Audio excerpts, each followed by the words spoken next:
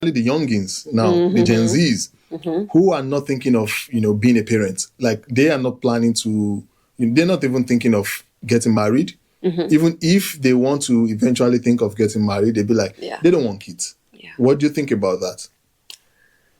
I think it's saying a lot about our perception as a society about parenthood.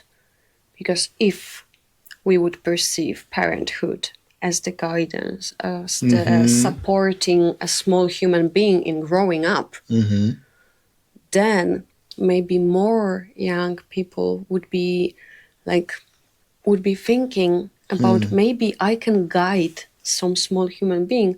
As well.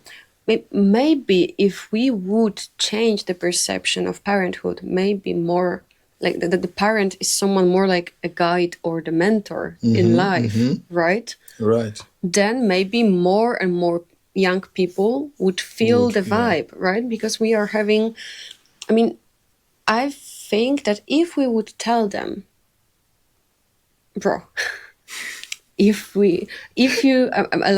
broing here a lot, but I'm sorry, guys. But like, do you want to be a mentor for a small human being and be responsible for this human being?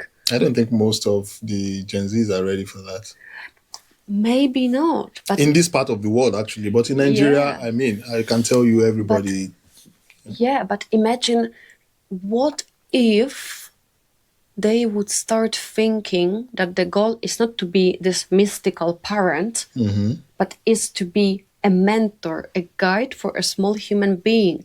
And I'm not saying here that we should destroy the institution of being a parent, right? But I'm saying about changing the perception of who parent is, because for this generation, parent is someone who is emotionally unavailable, always overworked, and always screaming and being stressed. That's why you see it as a disaster. Yeah, the problems.